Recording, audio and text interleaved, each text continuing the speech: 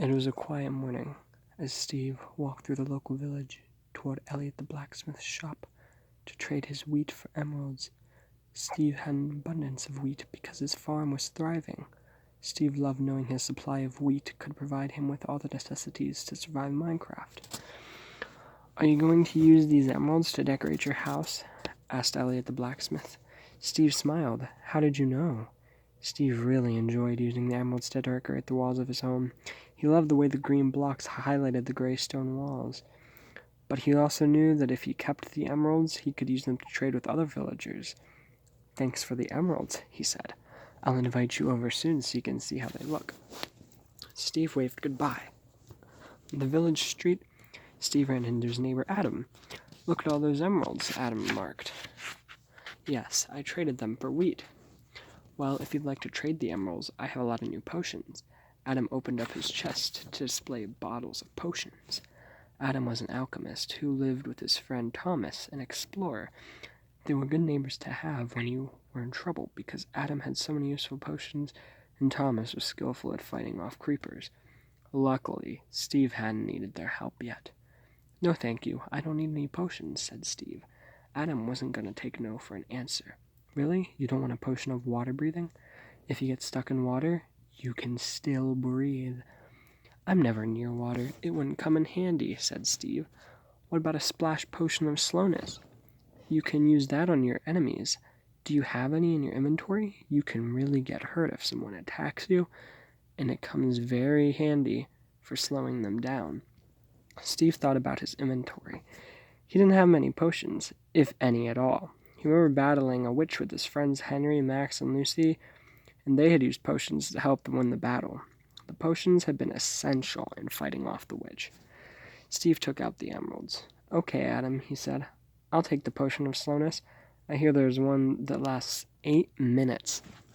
"Yes, it does last that long, and you're in luck because I happen to have it on hand." As Steve handed the minerals to Adam, he hoped he wouldn't regret this trade. Adam looked through his chest filled with potions. "That's odd. I thought I had a lot more potions in this chest. I know I had at least 3 bottles of the potion of weakness, but now I only have 1. Do you think someone is stealing your potions?" "I hope not, but it looks like that is happening." Adam looked through his chest one more time. "Oh no, I don't have any bottles of the potion of harming. I had 6 yesterday." "Maybe you traded them and forgot," suggested Steve. "No, I keep a log of all the potions I've sold." "Someone is stealing from me." "Who would do something like that?" Steve asked, as Adam handed him the potion of weakness. Adam was angry. He had worked hard to brew all these potions, and he didn't want anybody stealing them. "I bet it's a griefer,"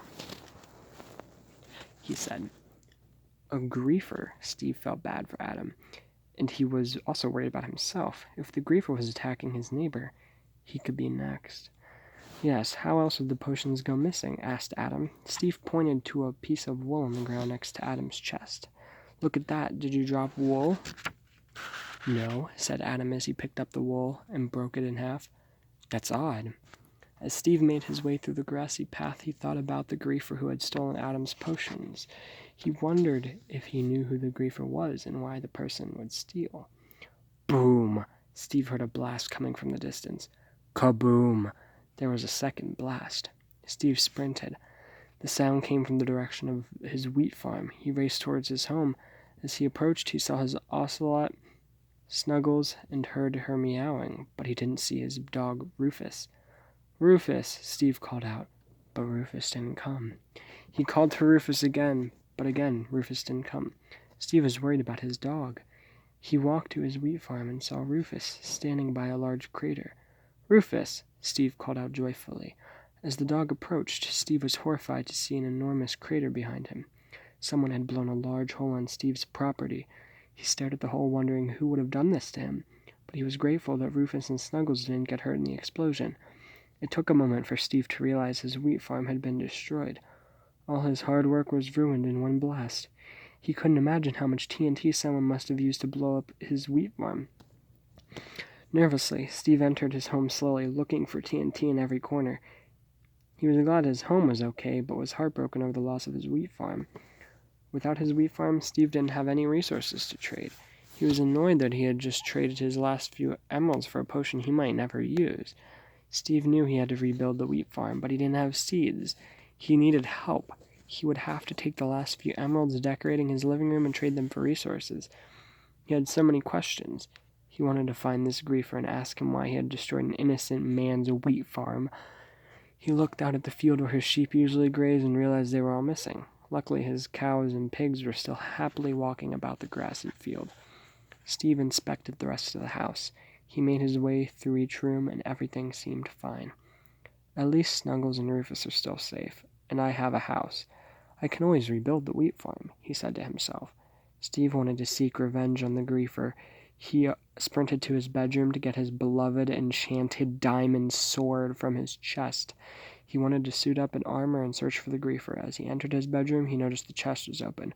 "Oh no!" screamed Steve as he looked down at the empty chest. Steve's beloved enchanted diamond sword was missing. He had been griefed.